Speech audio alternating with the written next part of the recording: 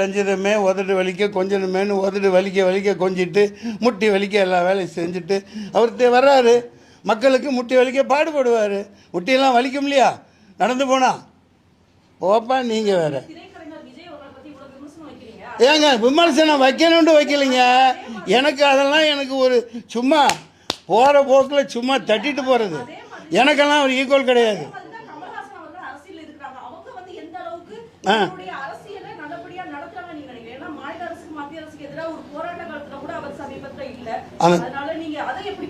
அந்த வீராங்கனை சரியாக கேட்குறாங்க. கமல்ஹாசன் நிலைப்பாடு சரியானது தான்.